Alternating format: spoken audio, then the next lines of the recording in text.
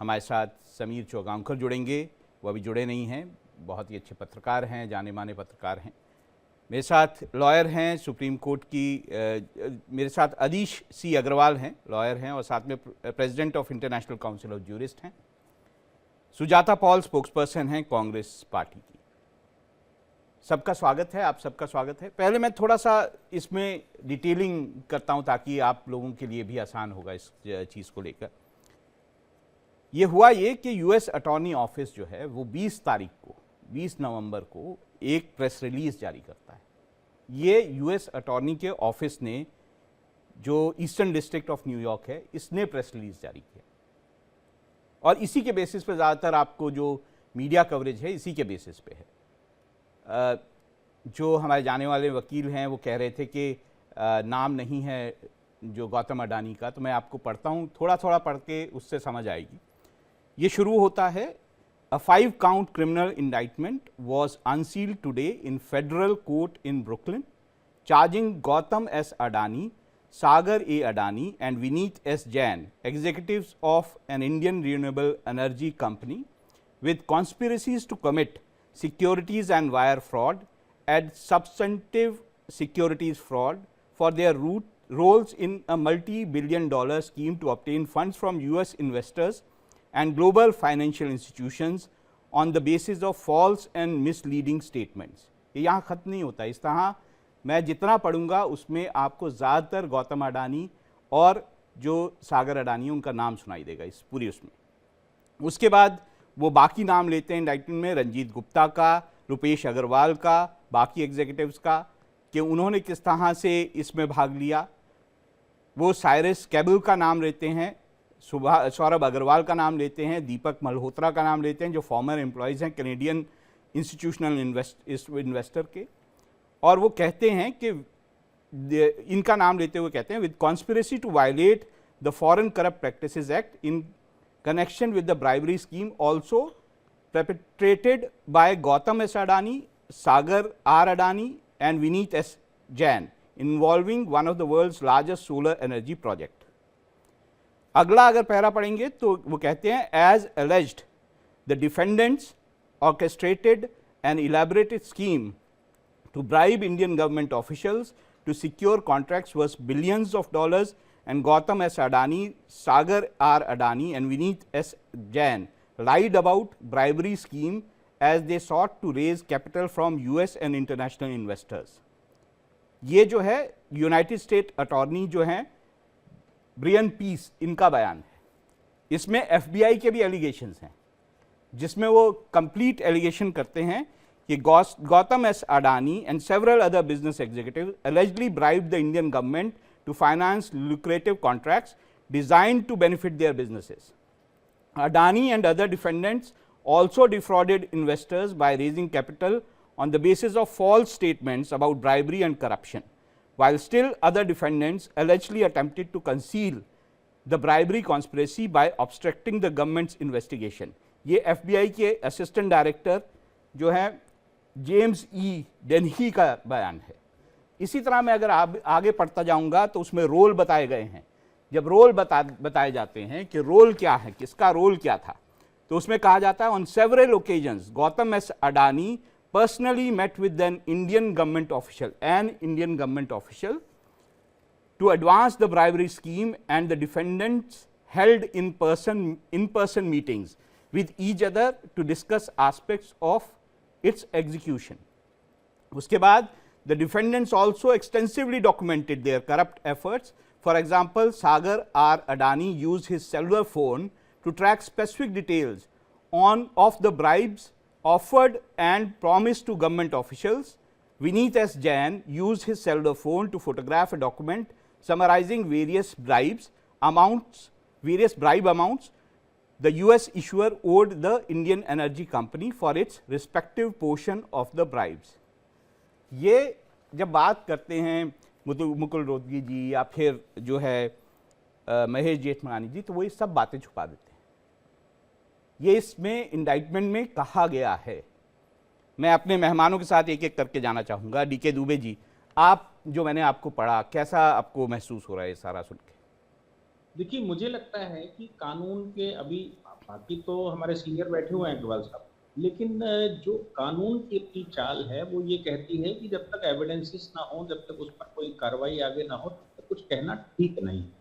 लेकिन मेरा मानना ये है कि क्योंकि अडानी भारत की कंपनी है, भारत के लिए ही काम होता है, इसलिए हम सबका दायित्व बनता है कि अगर उसके खिलाफ कोई एक्शन हो रहे हैं या कोई कॉन्स्पिरेसी हो रही है या कुछ ऐसा एलिगेशन लगाया जा रहा है, तो हम एक बार डिफेंड करें और उसके तह में जाएं।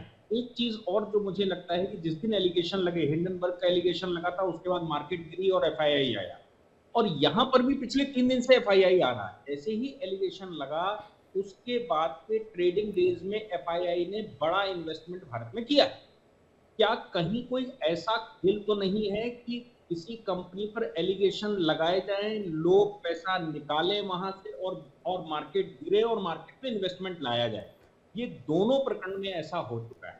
क्या आपको लगता है कि यूएस गवर्नमेंट ऐसे प्रकरण में इन्वॉल्व हो जाएगी? क्यों ये जो नहीं? है, वो ये तो डॉक्यूमेंट जो है ना, ये किसी व्यक्ति का, किसी कंपनी का डॉक्यूमेंट नहीं है। ये डॉक्यूमेंट जो है, ये यूएस अटॉर्नी ऑफिस का डॉक्यूमेंट है।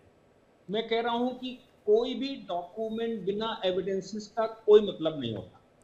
मेरे आप ख्याल किस से मैं जो है वो अधीश सी अग्रवाल जी को इसमें लाना चाहूँगा। आपने कहा एविडेंसेस, देखिए यूएस लॉ वो बहुत अच्छे से समझते हैं, और ये जो यूएस का लॉ है जो न्यूयॉर्क के लिए लागू है, वो ये जो समझना पड़ेगा ये स्टेज क्या है, ये जो चल रहा है इसकी स्टेज क्या है। अभी इन्वेस्टिगेशन हुआ है, इन्वेस्टिगेशन होने के बाद जो अटॉर्नी है उसने वो इन्वेस्टिगेशन देखा है और एलिगेशंस लगाए हैं। और ये जो स्टेज हम कहते हैं ना, ये स्टेज जो बोली जाती है, ये है चार्जिंग की स्टेज। ये चार्जिंग की स्टेज में एलिगेशन लगाए जाते हैं कि ये एविडेंसेस देखकर कि आपने ये एविडेंसेस हमारे पास हैं, इसके हम मानते हैं कि आपने ये किया, ये किया, ये किया, ये किया।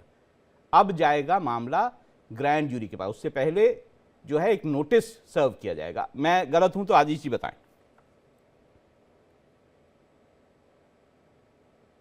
आप सही हैं।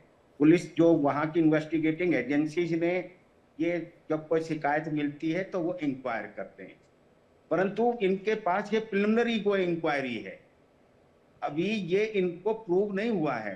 बिल्कुल अगर सही, इनके बिल्कुल पास सही बात। कंक्रीट एविडेंस होती तो उसके अंदर उन ऑफिसर्स के नाम देते कि किस ऑफिसर से मिले, किसको उन्होंने पैसे दिए।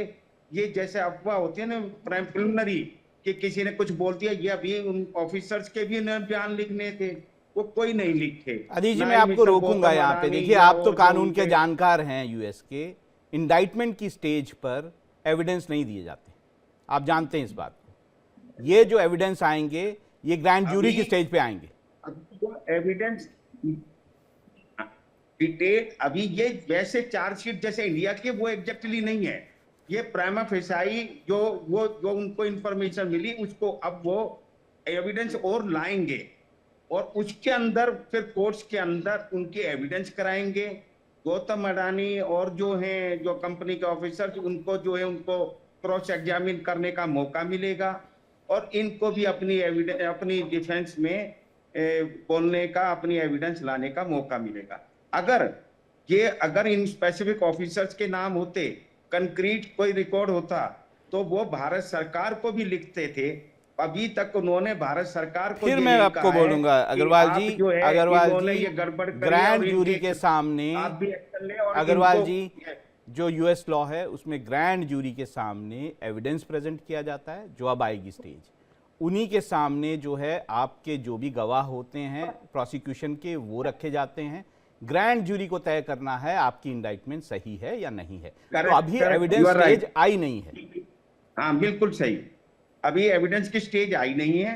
और जो ये वारंट बोलते हैं, वारंट जो है किसी के ऊपर एलिगेशन है उसको कोर्ट में बुलाने का एक ये तरीका है। हिंदुस्तान में शुरू में वारंट इशू नहीं करते, शुरू में सम्मन इशू करते हैं, क्योंकि उसके पहले जमानत हुई होती है। जब पुलिस के सामने इन्वेस्टिगेशन के वक्त वो पकड़ने की कोशिश करते हैं, उनको या तो एंटिसिपेटरी बेल मिल जाती है हिंदुस्तान में, तो वो उनको कोर्ट में पेश होने का सम्मन भेज देते हैं। अगर आदमी अंडरग्राउंड है तो नॉन अवेलेबल वारंट भी होता है। अभी इनके नॉन अवेलेबल वारंट नहीं हुए, अभी केवल उनकी प्रेजेंस हाजिर करने के लिए कि वो फेस करें जो उनके खिलाफ एलिगेशंस आई हैं। मैं समीर जी को लाना चाहूँगा। समीर जी, आप हमारे साथ जुड़े नहीं थे। मैंने जो यूएस अटॉर्नी ऑफिस है ईस्टर्न डिस्ट्रिक्ट ऑफ न्यूयॉर्क, उसका जो उसने प्रेस रिलीज जारी किया था, उससे बहुत कुछ पढ़ा है। उसके बाद जब हम मैच करते हैं उसको महेश जेठमलानी और मुकुल रोहतगी जी से, जो मुझे एक जगह दिखाई देती है जो बिल्कुल वो सही तरह से उन्होंने प्रेजेंट किया, वो है कि एक तो ये इंडाइटमेंट है, तो ये इसमें ये ज़रूरी नहीं है कि ये जो चार्जेस हैं वो सही हों। दूसरी बात जो वो दिखाई देती है उसमें जो ऑब्स्ट्रक्शन ऑफ जस्टिस है, जो वो चार्ज है, उसमें गौतम अडानी या उनकी फैमिली का कोई मेंबर शामिल नहीं। लेकिन बाकी पूरे इंडाइटमेंट में जगह जगह गौतम अडानी और उनके परिवार और उनके कंपनी के लोगों के नाम बाकायदा इस तरह से दिए गए हैं कि उन्होंने क्या क्या किया, क्या क्या जो कानून है उसे तोड़ा। आप किस तरह से देखते हैं इसे? देखिए राहुल जी, अभी डीके दुबे जी और अग्रवाल सर ने जिस तरीके से लीगल एस्पेक्ट्स पे बात की है, वो लीगल के जानकार है। लीगल में उन्होंने उसको बताया कि मैं इसका लीगल से ज्यादा इसका राजनीतिक पहलू करना चाहूंगा। देखिए, ऐसा नहीं कि अडानी ग्रुप पर पहली बार आरोप लगे। इसके पहले हिंडनबर्ग का मामला भी सामने आया था, जिस तरीके से आरोप लगे थे। और फिर भारत में उन्हें सिर्फ बातें क्लीन चिट मिली थी। इसमें कोई दो राय नहीं कि देखिए, जो कोई भी उद्योगपति व्यवसाय करता है, चाहे हिंदुस्तान में करे या बाहर करे, तो कई लेन देन ऐसे होते हैं जिसके आधार पर वो अपने व्यवसाय का विस्तार करता है और अपने व्यवसाय को बढ़ाता है। वो होगा अडानी समूह की तरफ से भी। लेकिन मुझे लगता है कि सभी अभी आरोप समीर जी से हमारा संपर्क लगता है ठीक नहीं। मैं जाना चाहूँगा सुजाता पॉल जी के पास। सुजाता जी नमस्ते। एक तो मुझे माफ़ करिएगा, आपका नाम ठीक से मैं नहीं पढ़ पाया। सुजाता जी, आप जो है कि क्योंकि मुझे राहुल गांधी का मैंने स्टेटमेंट देखा है, उनका स्टेटमेंट थोड़ा एक्सट्रीम है। वो कहते हैं कि अच्छा गौतम अडानी जो है उनको गिरफ्तार कर लिया जाए। अभी तो यूएससी नहीं तय कर पाया कि उनको जो है मुकदमा चलाना भी है कि नहीं चलाना, हम पहले से ही गिरफ्तार कर लें। आप तो कमाल की बात कर रहे हैं। हम तो कब से कह रहे हैं कि मोदी जी के इतने करीब हैं अडानी जी, कि जिस तरीके से वो चढ़ चढ़ के हर रिकॉर्ड को तोड़ते रहे, अमीर और अमीर से अमीर बनते रहे, तो उसमें जब हम बात करते हैं कि उनके खिलाफ जो आरोप लगे हैं, तो वो आज जो है हमारी बात बिल्कुल सच हो जाती है जब हम देखते हैं पूरी दुनिया में अडानी जी का डंका बज रहा है। कि हम जानते हैं कि मोदी जी का हमेशा से हस्तक्षेप रहा है उनको कई कई डील्स करवाने के। लेकिन टोटल एनर्जी फ्रांस की देखिए कि किस प्रकार से उन्होंने कहा है कि हम आगे से इनके साथ कोई निवेश नहीं करेंगे। और वो जो है कई बड़ी कंपनियां जो है, जो दुनिया की सबसे बड़ी कंपनी है, उनमें से एक है। और अगर वो कहते हैं कि जिस कंपनी यानी कि अडानी पावर के साथ हमारा 20% में जिसमें निवेश है, हम के साथ निवेश नहीं करेंगे, तो सोचिए जरा कि हम किधर जाते हैं।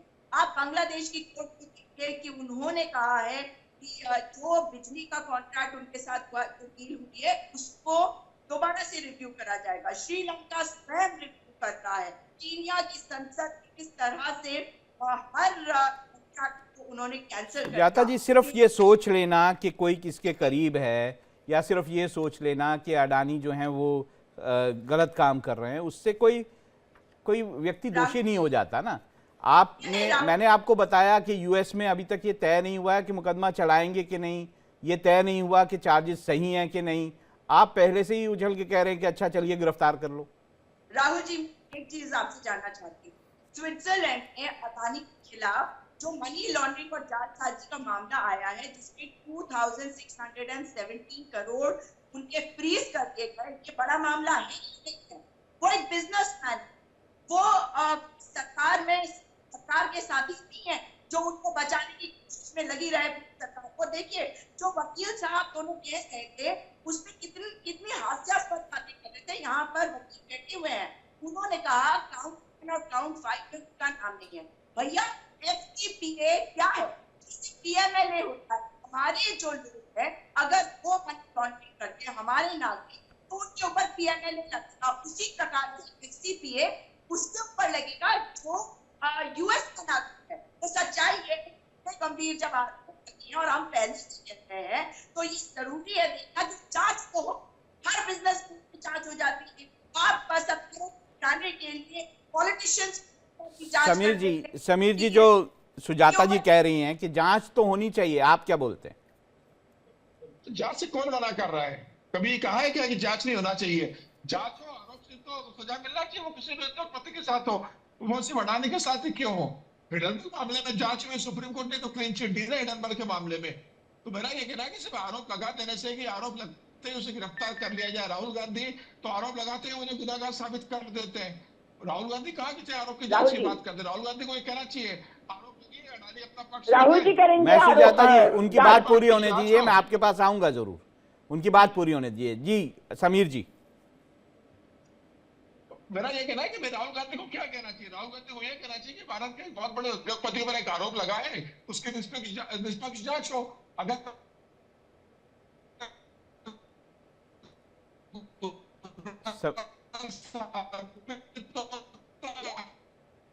समीर जी आपकी आवाज फिर कट गई है, मैं सुजाता जी के पास जाऊंगा। सुजाता जी, समीर जी कह रहे थे कि राहुल गांधी जी को ये कहना चाहिए कि भाई ये उद्योगपति के ऊपर ये आरोप लगा है, उसकी जांच हो। वो उससे आगे बढ़ के ही दोषी मान के कह रहे हैं कि अच्छा ये दोषी हैं इसलिए इनको गिरफ्तार कर लो। जब हम इतनी बार इस बात को कह चुके हैं कि इनके ऊपर जांच करो, और जो सेबी है उन्होंने इन्हें बचाने का काम किया था। ये कहा गया था कि उनके ऊपर जो आरोप लगे थे उसमें सेबी को कुछ नहीं मिला था। माधवीपुरी बुच को वहां बैठाया गया है ये कहने के लिए कि अडानी ने कुछ नहीं किया, अडानी की कंपनियां कुछ गलत नहीं कर रही है, ये है सच्चाई। तो जब तक आप उन्हें अब अरेस्ट नहीं करेंगे, जब पूरी दुनिया में आप बताइए ना, Australia, America, Bangladesh, Sri Lanka, Kenya, इतने सारे देशों में, फ्रांस, इतने, इजराइल, स्विट्जरलैंड, इतने सारे देशों में उनके ऊपर इतने गंभीर आरोप लग रहे हैं, तो तब भी उन्हें बचाने की कोशिश करी जाएगी। ये कैसा तर्क हुआ? दुबे जी, मैं आपको इस चर्चा में दोबारा लाना चाहूंगा कि आप क्या सोचते हैं जो कांग्रेस आरोप लगा रही है कि क्या थोड़ा प्री मैच्योर आरोप नहीं है? देखिए, मुझे लगता है कि राहुल गांधी जी के अरमान पूरे हो गए हैं। वो लंबे समय से अडानी जी के पीछे पड़े थे। जब बात की शुरुआत भी नहीं थी तब शुरुआत ही उन्होंने करी थी, यहीं से उन्होंने शुरुआत की थी।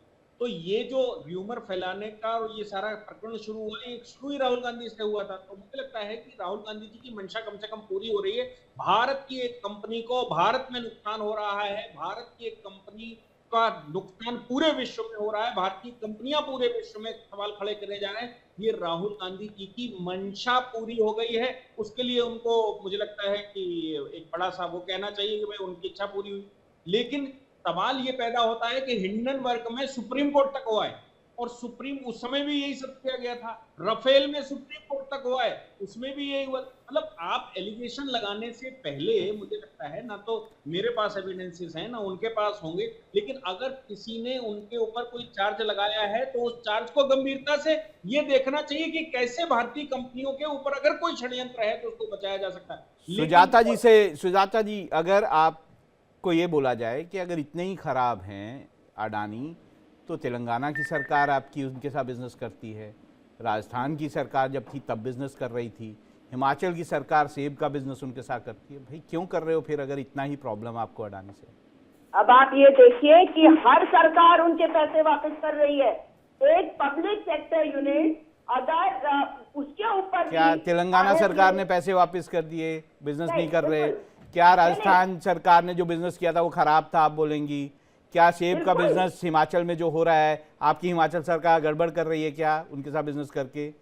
देखिए, मैं ये बात कह रही हूँ कि जब आरोप लगते हैं तो उसमें जांच होनी चाहिए। भाजपा पूरी की पूरी क्यों प्रवक्ता बनी हुई है अडानी ग्रुप की, और जिस तरह से सफाई दी जा रही है ये बता अरे आप उनको बुरा मानते हैं फिर भी बिजनेस करते हैं उनके साथ। छोटी सी बात सुनिए तो सही राहुल जी, ये बताइए मुझे कि फ्रांस में तो राफेल के ऊपर इन्वेस्टिगेशन हो रही है, तो क्या निकला? अभी तक तो कुछ नहीं निकला उसमें।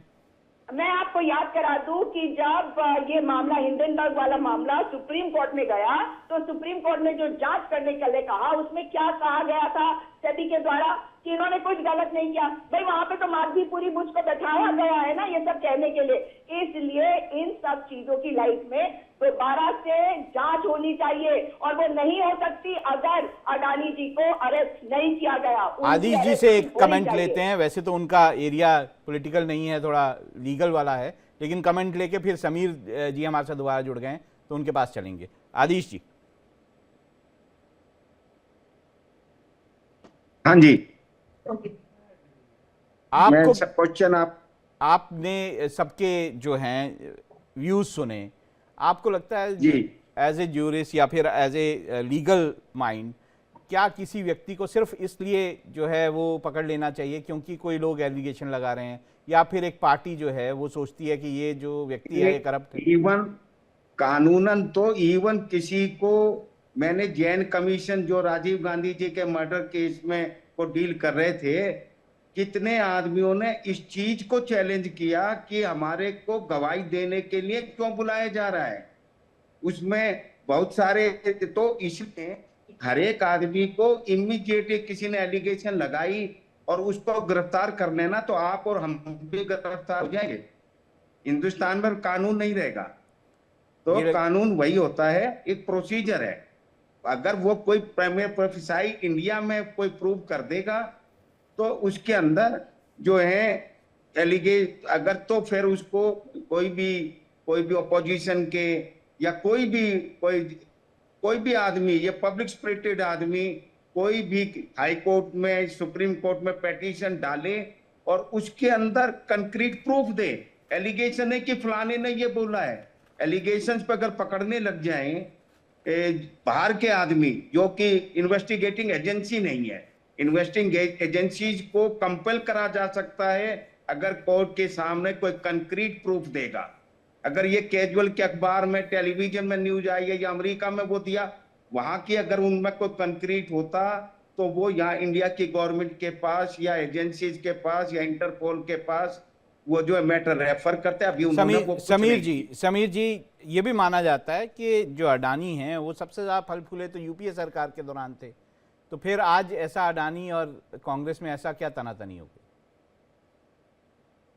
देखिए, एक उद्योगपति, चाहे कोई भी बड़ा उद्योगपति है देश का, वो कोई भी सरकार हो, राज्य सरकार हो, केंद्र सरकार हो, सबके शासनकाल में अपने उद्योग को बढ़ाता है, विस्तार करता है। किसी के साथ ये हो सकता है कि कोई सरकार किसी को ज्यादा फेवर करे, किसी को कम फेवर करे, लेकिन उद्योगपति किसी पार्टी से जुड़ा हुआ नहीं होता है। वो देश के हित में अपने व्यवसाय के लिए काम करता है। और जब प्रधानमंत्री मोदी कहते हैं कि अपने तीसरे कार्यकाल में भारत की इकोनॉमी को दुनिया की तीसरी इकोनॉमी बनाना है, अगर उद्योगपति इन्वेस्ट नहीं करेगा भारत में, भारत के बाहर, भारत के उद्योगपति देश में नहीं आएंगे, तो देश कैसे आगे बढ़ेगा?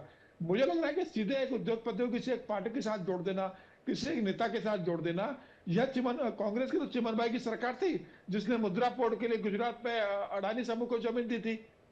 क्या हिमाचल में नहीं हो रहा है? क्या राजस्थान में नहीं हुआ? क्या छत्तीसगढ़ में नहीं हुआ? तेलंगाना में रेवंत रेड्डी उनके साथ व्यवसाय कर रहे हैं। तो मुझे लग रहा है कि एक उद्योगपति को सिर्फ इस आधार पर कि वो किसी के साथ जुड़ा है या किसी के नाम साथ उसका नाम चस्पा कर देना और उसे ऐसा बता देना कि वो सारे कार्य कारनामे करता है, उसकी देश की इकोनॉमी में कोई योगदान नहीं है, मुझे लग रहा है ये ठीक नहीं है। एक उद्योगपति ने अगर कोई गलत काम किया होगा, उसकी जांच होगी, उस पर कार्रवाई होना चाहिए। लेकिन सिर्फ एक उद्योगपति को ये कह देना कि उसका एक नेता के नाम जुड़ा है, वो गुजरात से आता है, और उससे पूरा भारतीय जनता पार्टी का जुड़ा हुआ बता देना, उससे प्रधानमंत्री से जुड़ा हुआ बता देना और उससे पूरी तरीके से अपराधी बता देना, ये ठीक नहीं है। राहुल गांधी को यह कहना चाहिए कि जांच हो, जांच में जो सच है उसके हिसाब से कानूनी कार्रवाई हो।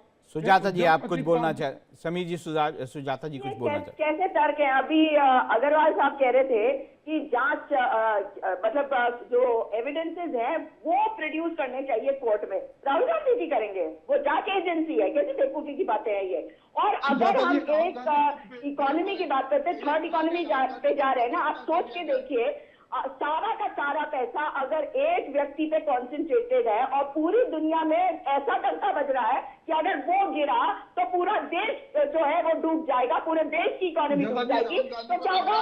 नायडू साहब को देख लीजिए, वो भी कह रहे हैं, वो तो इनके साथ ही है ना एनडीए के। क्या कह रहे हैं चंद्रबाबू नायडू जी? एक समीर जी भी कुछ बोल रहे हैं। सुजाता जी, समीर जी को भी सुन लेते हैं, वो कुछ बोल रहे हैं। आप ही की बात पे समीर जी कुछ बोल रहे हैं, सुनिए समीर जी। मैं सुजाता जी से कहना चाहता हूं कि राहुल गांधी पे इतने आरोप लगे, सोनिया गांधी पे आरोप लगे, कोर्ट से उनको बेल मिल गई, आरोप लगने के आधार पर ही राहुल गांधी, सोनिया गांधी को जेल भेज दिया जाए क्या? हाँ, मगर अडानी को नहीं होगा। आरोप पे जेल भेज दो। अडानी को बचाने के लिए पूरी की पूरी भाजपा लगी रहेगी और पत्रकार भी लगे रहेंगे।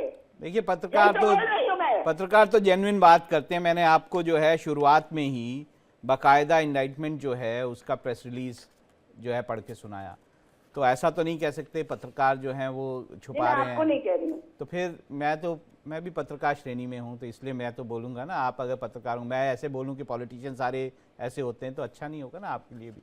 तो समीर जी भी अपनी बात कह रहे हैं, उनका जो थॉट है, उनकी जो वो जो समझते हैं, इतने सालों का अनुभव है, उससे बात कर रहे हैं। तो मुझे लगता नहीं है कि इसके लिए पत्रकारों को सारों को दोषी बना देना चाहिए। DK दुबे जी, आपने दोनों की बात सुनी, आपने जो है कांग्रेस प्रवक्ता की बात सुनी, आपने समीर जी की बात सुनी। आपको लगता है कि ये अडानी का जो मामला है मोर पॉलिटिकल है रादर देन उसमें कोई मीट हो? देखिए, मैंने तो पहले ही कहा कि सबसे पहले शुरुआत राहुल गांधी ने की थी। क्यों की थी, क्या किया था, वो तो छोड़ दीजिए।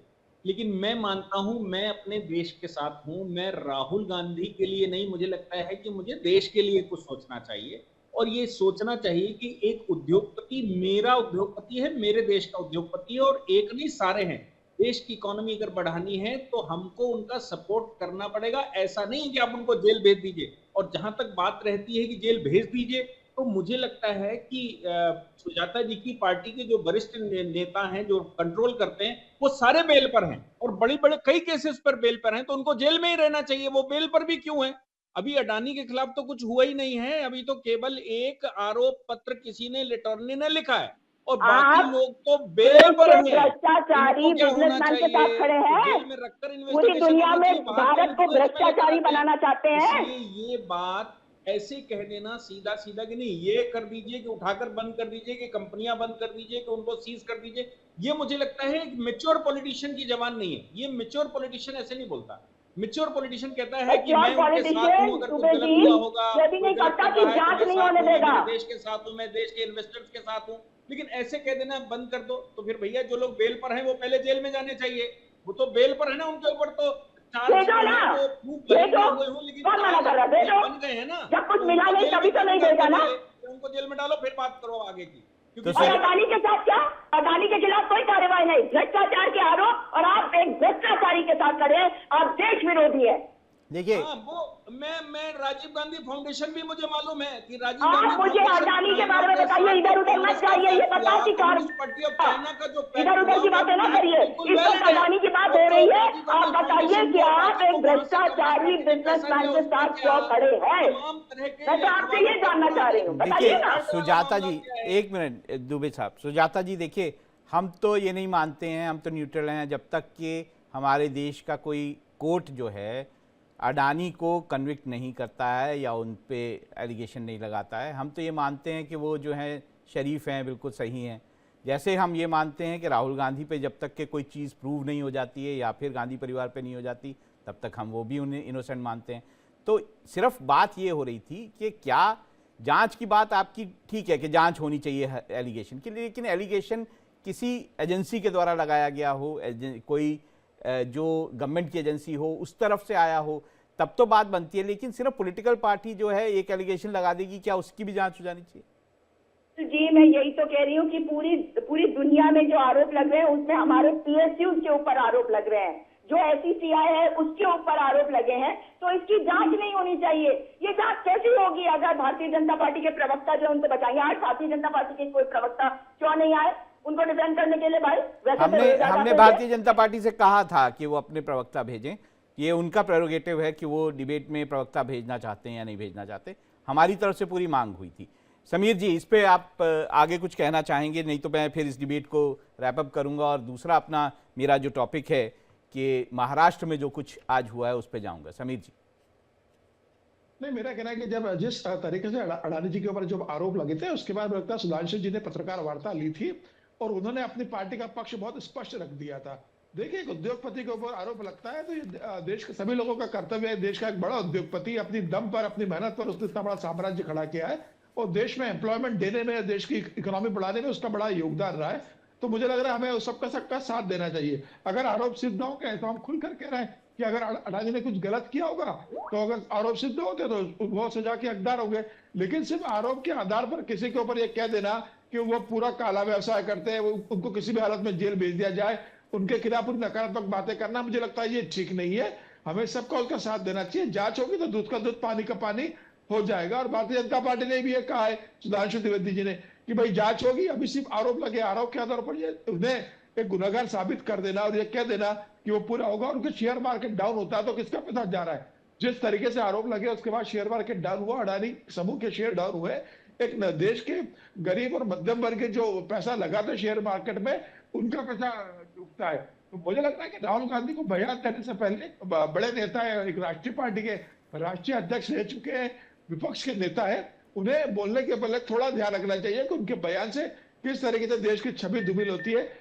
उनके आरोप के बाद विदेश के जो इन्वेस्टर्स होंगे क्या वो जी, देश में मैं चाहूंगा मैं बहुत ही धन्यवाद कहूंगा हमारे आजीष सी अग्रवाल जी का, आपने इस चर्चा में शामिल हुए। इसके बाद हम महाराष्ट्र पे बात करना चाहते हैं, इसलिए मैंने आपको धन्यवाद किया। समीर जी, आप महाराष्ट्र के बारे में बहुत अच्छे से जानते हैं, आप ही से शुरू करते हैं, फिर बाकी मेहमानों के पास चलेंगे। कुछ और मेहमान इस चर्चा में हमारे साथ जुड़ेंगे। उदय सोनावरे हैं, वो जुड़ेंगे, वो एनसीपी के नेता हैं, वो हमारे साथ इस चर्चा में जुड़ेंगे। स्पोक्स पर्सन शिवसेना के हैं, शिंदे गुट के सुशील व्यास, वो हमारे साथ इस चर्चा में जुड़ेंगे। समीर जी, आज जिस तरह से एकनाथ शिंदे ने प्रेस कॉन्फ्रेंस की, उस प्रेस कॉन्फ्रेंस में जो उन्होंने बातें कही, उन्होंने कहा कि उनकी प्रधानमंत्री से बात हुई, गृह मंत्री से बात हुई, वो जो कहेंगे प्रधानमंत्री वो उन सारी बातों को मानेंगे। आप उस प्रेस कॉन्फ्रेंस को, उनके बयानों को कैसे देखते हैं?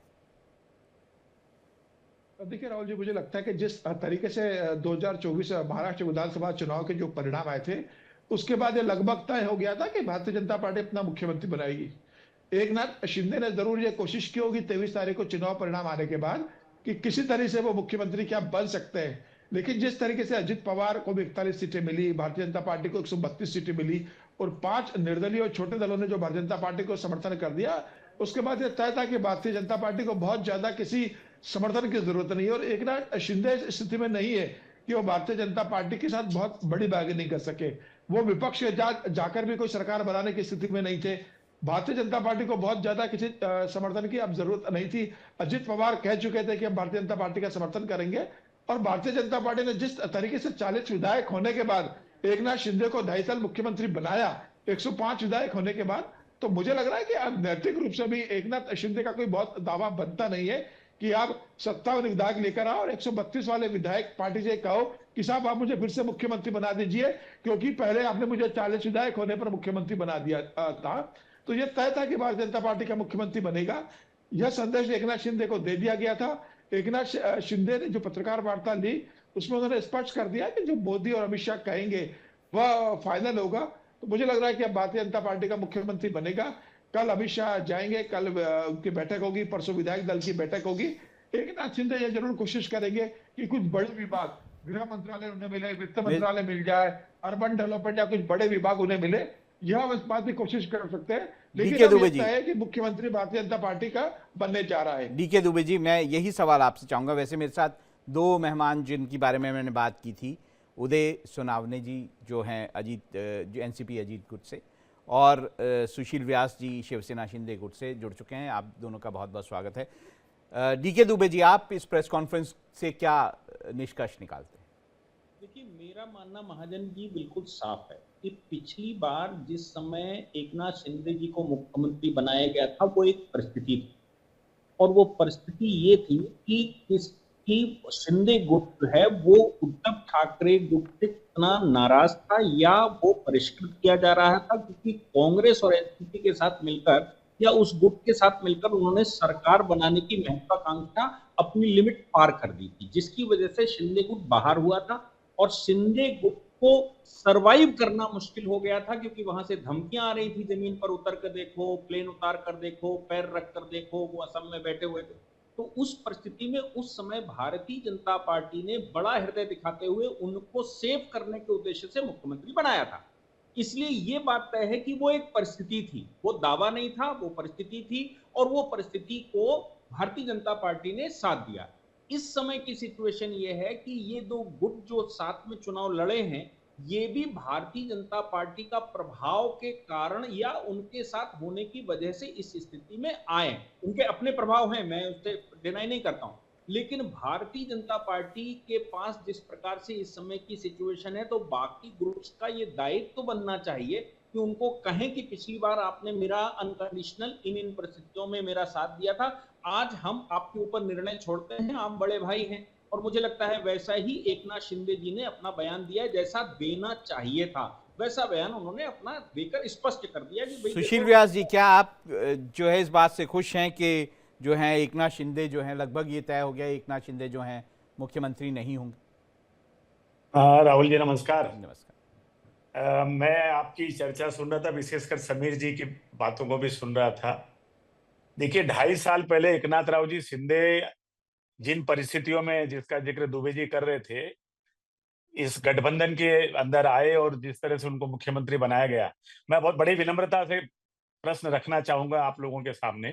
क्या वो अपने 40 अपने और 10 निर्दलीय विधायकों को नहीं लाते तो सरकार का गठन हो पाता क्या? तो उन विशेष परिस्थितियों में उनको मुख्यमंत्री बनाना तय हुआ।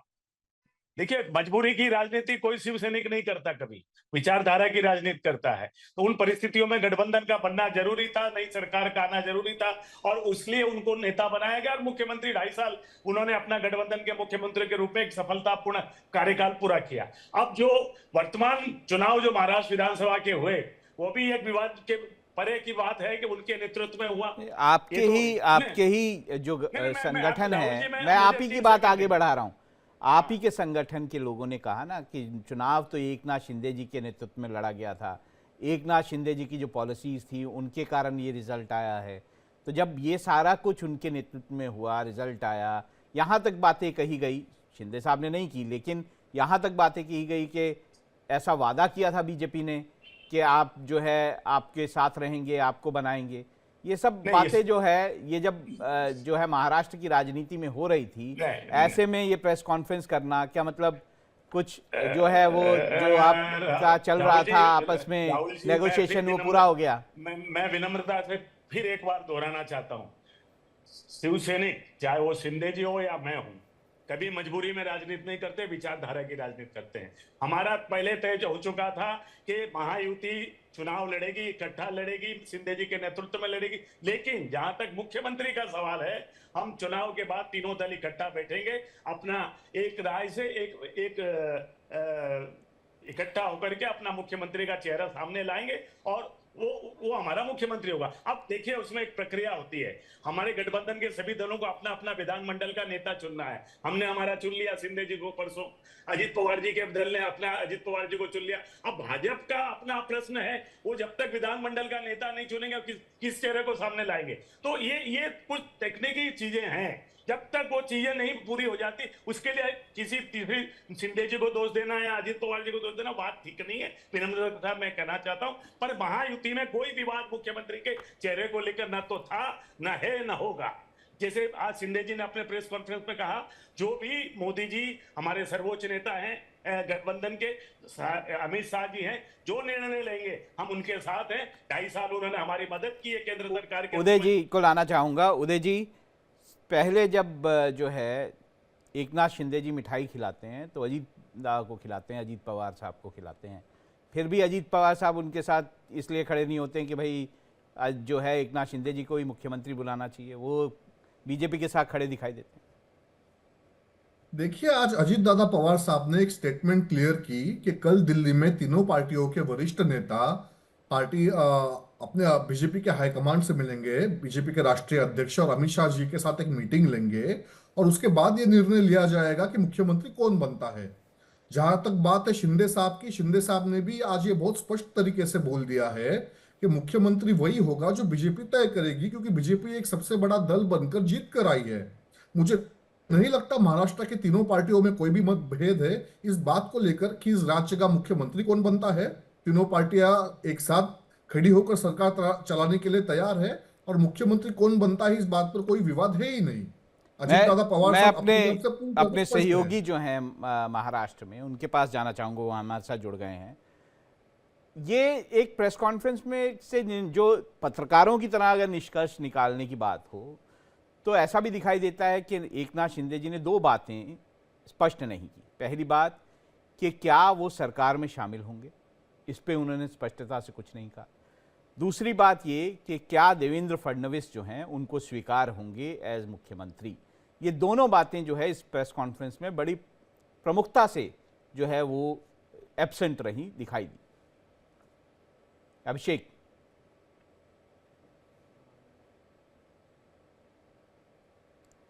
अभिषेक की आवाज़ जो है वो हमारे तक नहीं पहुंच रही है। अभिषेक, मैं दोबारा पीसीआर को बोलूँगा आपके साथ जोड़ें, लेकिन समीर जी के पास चलते हैं। समीर चौगांवकर जी, आपको क्या ये दो बातें खटकी नहीं प्रेस कॉन्फ्रेंस? राहुल जी फिर से पूछिए, आप थोड़ा प्रश्न में कम आवाज आ रही थी मेरे को मुझे। दो जो बातें जो है वो नादारत दिखी प्रेस कॉन्फ्रेंस में, वो थी एक कि एकनाथ शिंदे जी ने प्रेस कॉन्फ्रेंस में इस बात की बिल्कुल चर्चा नहीं की कि क्या वो सरकार में शामिल होंगे, पहली बात ये। दूसरी बात ये कि क्या उनको देवेंद्र फडणवीस जो हैं मुख्यमंत्री के तौर पर स्वीकार्य हैं? देखिए, देवेंद्र फडणवीस को अगर मुख्यमंत्री के रूप में स्वीकार नहीं करेंगे तो एकनाथ शिंदे के पास क्या विकल्प बचे हैं? क्या एकनाथ शिंदे विपक्ष में जाकर सरकार बना सकते हैं? क्या एकनाथ शिंदे का समर्थन नहीं, नहीं अजीत देंगे पवार तो साहब महाराष्ट्र अगर में- अजीत पवार साहब अगर साथ दें तो वो भी संभावनाएं हैं। अगर अजीत पवार और एकनाथ शिंदे दोनों साथ में चले गए तब भी विपक्ष की सरकार नहीं बनेगी। आज भारतीय जनता पार्टी के पास 132 खुद के विधायक है। नहीं, मैं उसके बाद- जोड़ तोड़ की राजनीति की बात कर रहा हूं। अगर उद्धव ठाकरे गुट आ जाता है साथ में और उधर शरद पवार गुट आ जाता है तो नंबर बन जाता है। देखिए, नहीं होगा, मैं आपको बता रहा हूँ। एकनाथ शिंदे और अजित पवार विपक्ष में चले जाते हैं तब भी सरकार बनाने की स्थिति में नहीं होंगे। आज सबसे बड़ा दल भारतीय जनता पार्टी है। भारतीय जनता पार्टी के पास 5 से 7 ज्यादा निर्दलीय विधायक और छोटे दलों का समर्थन है। मैं आपको एक उदाहरण दे देता हूँ 2014 विधानसभा चुनाव का, जब भारतीय जनता पार्टी और शिवसेना अलग अलग चुनाव लड़े थे। 122 विधायक भारतीय जनता पार्टी के आए थे। शिवसेना ने फ्लोर पर समर्थन नहीं किया था। भारतीय जनता पार्टी ने तब राष्ट्रवादी कांग्रेस के समर्थन से फ्लोर टेस्ट पास किया था। तब राष्ट्रवादी कांग्रेस पार्टी शरद पवार ने फ्लोर में समर्थन दिया था। बाद में एकनाथ शिंदे बाद में तब शिवसेना साथ में आई थी। तब भारतीय जनता पार्टी ने कह दिया था आपको डेप्यूटी मुख्यमंत्री भी नहीं मिलेगा और आपको गृह मंत्रालय नहीं मिलेगा। उसके बाद भी उद्धव ठाकरे की शिवसेना सरकार में शामिल होती है, न मुख्यमंत्री उप मुख्यमंत्री मिलता है, न उन्हें उप मुख्यमंत्री का पद मिलता है। तो देखिए, अब बहुत ज्यादा स्पेस बचा नहीं है एकनाथ शिंदे के पास। और अजित पवार तो जानते हैं कि उनका जन्म ही उप मुख्यमंत्री बनने के लिए हुआ है। वो 5 बार मुख्यमंत्री बने हैं, 6ठी बार फिर उप मुख्यमंत्री बनेंगे। मुख्यमंत्री बनने के लिए उन्हें अगली बार फिर जन्म लेना पूछ लेते हैं पड़ेगा। उनके प्रवक्ता से कि जन्म क्या लेगा सिर्फ मुख्यमंत्री नहीं बन उदय सकते। और सोनवने अजित से पवार- पूछ लेते हैं कि क्या अजीत पवार जो है सिर्फ उप मुख्यमंत्री बनने के लिए बने हैं? जो भाई साहब है वो इतिहास में जाने की कोशिश कर रहे हैं। क्यों ना हम वर्तमान में रहकर बात करें। आज अगर आप इस इलेक्शन का इलेक्शन रिजल्ट देखते हो तो बीजेपी का स्ट्राइक रेट अबव 85% है। शिवसेना और एनसीपी दोनों का स्ट्राइक रेट 70% के लगभग है। भारतीय जनता पार्टी आज इस राज्य में सबसे बड़ी पार्टी बनकर उभरी है। इस समय में मुझे नहीं लगता कि मुख्यमंत्री किसका बनेगा किसका नहीं बनेगा, इस बात पर कोई चर्चा हो सकती है। जहां तक बात अजित दादा पवार साहब के नेतृत्व का है, जहां तक बात राष्ट्रवादी कांग्रेस पार्टी के परफॉर्मेंस का है, हमारा परफॉर्मेंस बहुत ज्यादा बढ़िया रहा है, बहुत ही एक्सेलेंट रहा है। लेकिन इन हालातों में जब राष्ट्रवादी कांग्रेस पार्टी ने 52 जगहों पर इलेक्शन लड़ा था और 7 जगहों पर फ्रेंडली फाइट हुई थी और उसके बावजूद हमारे 41 एमएलए जीत कर आते हैं, मैं ये पूछना चाहता हूं कि क्यों आप इस बात पर चर्चा करना चाहते हैं कि अजित दादा पवार साहब मुख्यमंत्री बनेंगे या नहीं बनेंगे। राष्ट्रवादी कांग्रेस पार्टी की तरफ से ऑलरेडी ये बयान आ चुका है कि राष्ट्रवादी कांग्रेस पार्टी महाराष्ट्र प्रदेश के मुख्यमंत्री बनने के रेस में नहीं है। जब देखिए, राजनीति तो संभावनाओं का खेल है, तो ये देखिए, सब राजनीति संभावनाएं जरूर जो है ना, संभावनाओं का खेल है। सब संभावनाएं जो राजनीति- है उसे तलाशा जाना चाहिए या देखा जाना चाहिए। ये हमारे को लेकिन एक वैलिड स्टेटमेंट जब पार्टी की तरफ से आ जाता है, ऑफिशियल स्टेटमेंट जब बाहर निकल आता है कि राष्ट्रवादी कांग्रेस पार्टी किसी भी तौर पर मुख्यमंत्री पद के शरीयत में नहीं है और वो वही फैसला करेंगे जो कल तीनों पार्टियों के नेता एक साथ मिलकर दिल्ली में सुशील जी, लेंगे, मैं आपके पास तो इस आऊंगा। बात पर कोई बहस नहीं हो सकती। सुशील जी, अभी आपने पूरी जो है चर्चा सुनी, क्या जो आपको लगता है कि जो मैंने बात कही कि अगर वो संभावनाएं बनी तो वो संभावनाएं बनी तो नहीं बने, अगर तो ऐसा नहीं है कि नंबर गेम जो है वो साथ नहीं देगा? अब मुझसे पूछ रहे हैं राहुल जी? बिल्कुल बिल्कुल, आपसे पूछ रहा हूं। राहुल जी, देखिए, मैं बता दूं कि वर्तमान चुनाव, जैसे मैंने पहले भी कहा, at the cost of repetition I am saying again, कि बड़ी मजबूती के साथ एकनाथ राव शिंदे जी के नेतृत्व में लड़ा गया और महायुति के रूप में लड़ा गया। अब इसमें किस दल ने कितने सीट जीती, उसका किसका क्या इस पे वो बेमानी हो जाता है। ये सफलता जो है महायुति की है इकट्ठा। इसमें आंकड़े गिनना या गिनाना किसी, हमारे तीनों दलों ने तो आपस में कोई इस तरह की बात सर्वोच्च नेताओं ने की नहीं। अब कोई दूसरा चौथा पांचवा ये आंकड़े गिनावे तो मैं बड़ी विनम्रता से कहना चाहता हूं कि न इस तरह की बातें हमारे में है, न थी, न होगी। लेकिन चलिए फिर अगर भी आप कहते हो नहीं राहुल जी आदत 10 सेकंड, तो आपको शायद बता दूं 57 सीट हमने जीती है, 4 लोगों ने हमें भी समर्थन दिया है, हमारी भी संख्या 61 पे आ गई है। तो ये, लेकिन हम उस पर नहीं जाना चाहते। हम महायुति की मजबूती को कमजोर नहीं करना चाहते। महायुति थी, एक है और एकता के साथ 5 वर्ष महाराष्ट्र की जनता की सेवा बिल्कुल करें। ठीक है। मैं अभिषेक जी के पास, अपने मेरे जो सहयोगी हैं महाराष्ट्र के, उनके पास जाना चाहूँगा। अभिषेक जी, क्या लगता है, ये सिर्फ मतलब नेगोशिएशन 4 दिन में पूरी नहीं हो पाई थी इसलिए प्रेस कॉन्फ्रेंस अब की गई, या फिर अब जो है नेगोशिएशन पूरी हो गई और अब कल जो है दिल्ली में बैठक की बात की जा रही है, सारे जो महायुति के नेता हैं वो पहुंचेंगे और बात करेंगे, और ये मीटिंग तभी हो रही है जब सारी नेगोशिएशंस जो हैं वो कंप्लीट हो गई? बिल्कुल, देखिए ये बात तो सही कहा आपने कि 4 दिन से लगातार इस बात पूरे मामले को लेकर लगातार मांग चल रही थी। लगातार एकनाथ शिंदे की तरफ से लगातार कई सारी मांगे की जा रही थी। उस मांगों पर बीजेपी कई सारे उनको प्रस्ताव भेजा, उन्होंने उनको बात भेजा, लेकिन न तो एकनाथ शिंदे मानने को तैयार थे, न बीजेपी मानने को तैयार थी। और यही बात है कि देखिए एक बार कहीं कहीं एक कदम पीछे जाकर एकनाथ शिंदे ने बड़ा फैसला लिया है। उन्होंने साफ साफ कह दिया है कि वह अब इस रेस में ही नहीं है, सीएम रेस में नहीं है। उन्होंने साफ खुद अपने जवानी कह दिया। मतलब साफ हो जाता है कि उन्होंने बीजेपी का रास्ता तो साफ कर ही दिया है। लेकिन देखिए इसके पीछे अंदर की बात क्या है, अंदर की कहानी चल क्या रही है। देखिए अंदर कहानी ये चल रही है कि महाराष्ट्र में जो तीनों नेता की बात यहाँ पे हो रही है, जिसके बारे में हर कोई कह रहा है कि चाहे देवेंद्र फडणवीस की बात करूं मैं, या फिर अजित पवार की बात करें, एकनाथ शिंदे की बात करें, इन तीनों को महाराष्ट्र में किसी भी सूरत में सीएम बनाने पर कम से कम सहमति नहीं बन रही है। यह जो सूत्र हमारे बता रहे हैं, यानी कोई चौथा नया चेहरा आने जा रहा है महाराष्ट्र में, इस बात पर लगातार सूत्र जोर दे रहा है। इस बारे में ही कल अमित शाह दिल्ली में तीनों नेताओं को बुलाकर मीटिंग करेंगे और अपनी जो कहते हैं ना अमित शाह के यानी पार्टी का जो आदेश होगा, यानी पार्टी का जो डिटेल होगा, वह उनके साथ साझा किया जाएगा। आखिरकार फैसला क्या होने जा रहा है। यही कारण देखिए कि जो आप अगर देवेंद्र फडणवीस का जो बॉडी लैंग्वेज देखा होगा आपने, पिछले कुछ दिनों में बदलता हुआ दिखाई पड़ा है। आज भी जब एकनाथ शिंदे बात कर रहे थे प्रेस कॉन्फ्रेंस में, उनका बॉडी लैंग्वेज कुछ बदला हुआ दिखाई पड़ा था। अंदर की खबर यह भी देखी आ रही है कि एकनाथ शिंदे के ही पार्टी के यानी शिवसेना के कई सारे विधायक हैं जो देवेंद्र फडणवीस का विरोध कर रहे हैं कि वो सीएम ना बने। और ये दबी जबान से खबर यह भी सामने आ रही है कि एकनाथ शिंदे भी साफ साफ कह दिया था कि देवेंद्र फडणवीस या फिर सीएम ना बने। इस बात को भी, हालांकि इससे कोई आधिकारिक पुष्टि नहीं कह रहा हूं मैं, लेकिन सूत्रों के बात बता रहा हूं। इतना ही नहीं बल्कि बीजेपी के अंदर खाने से खबर आई कि बीजेपी में भी जो कई सारे विधायक ऐसे हैं जो देवेंद्र फडणवीस का विरोध कर रहे हैं। बिल्कुल मैंने बहुत देर से डीके दुबे जी ने कुछ कहा नहीं है। दुबे साहब, आपको लगता है कि बीजेपी जो है वो देवेंद्र फडणवीस को, मैं समीर जी के पास भी लास्ट कमेंट के लिए आऊंगा, कि जो देवेंद्र फडणवीस है बीजेपी उनके अलावा किसी का कंसिडर करेगी?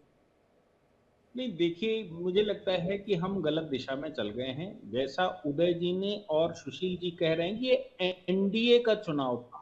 मैं तो बात ही नहीं कर रहा, तो मैं तो मान रहा हूं कि बन गई सरकार, बीजेपी का मुख्यमंत्री होगा, मैं सब बातें उनकी मान गया। ये सब एक साथ हैं, 4 दिन में एक साथ थे, इसीलिए शायद जल्दी से नहीं तय कर पाए। तो फिर मैं सिर्फ ये कह रहा हूं कि क्या देवेंद्र फडणवीस आपके हिसाब से उनके अलावा कोई मुख्यमंत्री हो सकता है?